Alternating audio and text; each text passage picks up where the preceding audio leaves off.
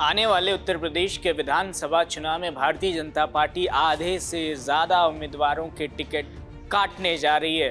2027 के विधानसभा चुनाव में उत्तर प्रदेश के विधानसभा चुनाव में भारतीय जनता पार्टी उन तमाम नेताओं के उन तमाम उम्मीदवारों के टिकट काटने जा रही है जो पिछली बार चुनावी मैदान में उतरे थे। पिछली बार 376 सीटों पर भारतीय जनता पार्टी ने अपने उम्मीदवारों को उतारा था। 376 सीटों पर बीजेपी उत्तर प्रदेश में चुनाव लड़ी थी। बाकी की सीटों पर उसके एनडीए के सहयोगी दल लड़े थे, जिनमें से 255 सीटें भारतीय जनता पार्टी जीती थी। लेकिन इस बार कहानी उलट बताई जा रही है। कहा यह जा रहा है कि इस बार दिल्ली से होते हुए लखनऊ में ये बातचीत हुई है कि आधे से ज़्यादा उम्मीदवारों के नामों को काटा जाए। तो वो कौन लोग हैं जिनका टिकट कटने जा रहा है और किस आधार पर टिकट कटेगा, किस आधार पर वो लोग 2027 में उत्तर प्रदेश के चुनाव में भारतीय जनता पार्टी के उम्मीदवार नहीं बनेंगे, ये सब कुछ हम आपको बताएंगे। साथ में ये भी बताएंगे कि इसका असर, इसका प्रभाव उत्तर प्रदेश में भारतीय जनता पार्टी के ऊपर किस तरीके से पड़ेगा। नमस्कार, राष्ट्रवाणी देख रहे हैं आप और आपके साथ मैं अरुण चौरसिया। दोस्तों, उत्तर प्रदेश विधानसभा चुनाव को लेकर तमाम घटनाक्रम इस समय उत्तर प्रदेश में घटने शुरू हो चुके हैं। योगी आदित्यनाथ भारतीय जनता पार्टी की तरफ से या कहें सूबे के मुख्यमंत्री के तौर पर उत्तर प्रदेश में पिछले 2 महीने में 100 से ज़्यादा विधानसभाओं का रैली कर चुके हैं, दौरा कर चुके हैं, सभाएं कर चुके हैं। वहीं दादरी से अखिलेश यादव ने भी शुरुआत की, लेकिन अब 2-3 कहानियां ऐसी निकल कर आ रही हैं कि उत्तर प्रदेश के विधानसभा चुनाव में टिकट बंटवारों का जो खेल है या जो उम्मीदवार फाइनल किए जाएंगे वो उम्मीदवार कौन से होंगे। भारतीय जनता पार्टी को लेकर ये कहा जा रहा है कि पिछली बार जिन 376 सीटों पर उम्मीदवार उतारे गए थे उनमें से आधे से ज़्यादा का नाम कटेगा। वो कौन लोग होंगे, चलिए फटाफट हम आपको बता देते हैं। पहला तो ये है, वो लोग होंगे जिनका टिकट इस बार कटेगा, जिनका वोट या कहें जिनके जीत और हार का मार्जिन 1000 से लेकर 5000 वोटों के बीच में था। 1000 से 5000 वोटों के बीच में जिन्होंने पिछले 2022 के विधानसभा चुनाव में जीत हासिल की थी, उनका टिकट इस बार कटना तय माना जा रहा है। इसको लेकर दिल्ली से लेकर उत्तर प्रदेश में यानी लखनऊ में मंथन हुआ है, बातचीत हुई है, जिसको लेकर कहा जा रहा है कि वो लोग जो पिछली बार बहुत मुश्किल से जीते थे उन पर इस बार पार्टी इतना भरोसा नहीं जता सकती है।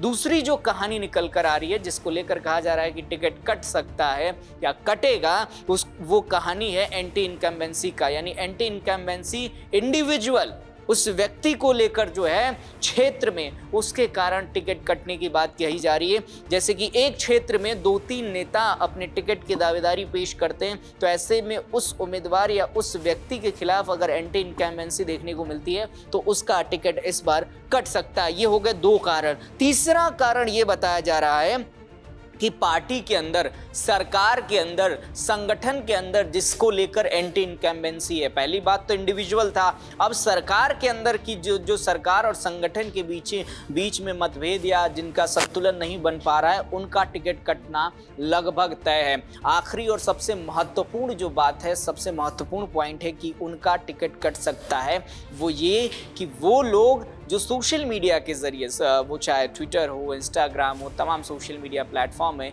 इनके ज़रिए तमाम जो एक्टिविटीज़ करते रहे हैं जिससे सरकार को नुकसान पहुंचा हो, भारतीय जनता पार्टी को नुकसान पहुंचा हो या संगठन को नुकसान पहुंचा हो, ऐसे लोगों का टिकट इस बार कटना लगभग तय है। और इन तमाम 5 आकलनों के आधार पर यह कहा जा रहा है कि जिन 376 सीटों पर पिछली बार भारतीय जनता पार्टी ने उम्मीदवार उतारे थे, उन 376 सीटों में से अब की बार लगभग 150 से ज़्यादा उम्मीदवारों के नाम कटेंगे। उम्मीदवार कह रहे हैं, हम प्रत्याशी नहीं कह रहे हैं। उम्मीदवार इसलिए कह रहे हैं कि अभी ये उम्मीदवार के तौर पर आगे रखे जा रहे हैं।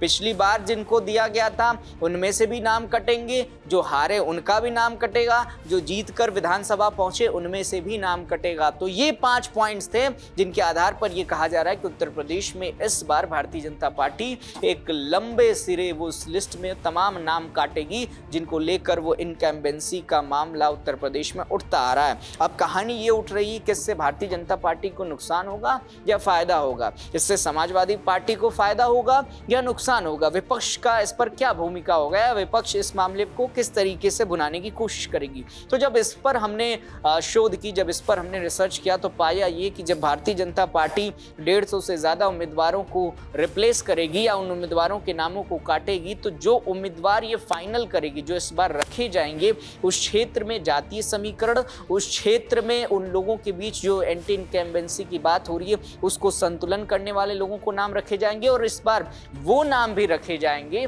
जो सोशल मीडिया के जरिए खासकर जेनजी के भीतर, यूथ के भीतर गहरा प्रभाव रखते हैं। क्योंकि अब देखिए, अब दौर बदल चुका है। अब जिस तरीके की राजनीति पूरे देश में चल रही है वो पूरी तरीके से यूथ पर निर्भर दिखाई दे रही है। तो ऐसे में इस बार पूरी कोशिश, या हर पार्टी की ये कोशिश है कि इस बार जो उम्मीदवार उतारे जाएंगे विधानसभा चुनाव के मैदान में वो पूरी तरीके से यूथ लोकप्रिय हों, यूथ के बीच अपनी मजबूत पकड़ रखते हों। इन्हीं चीज़ों को ध्यान में रखकर भारतीय जनता पार्टी इस बार अपने उम्मीदवारों का चयन करने जा रही है।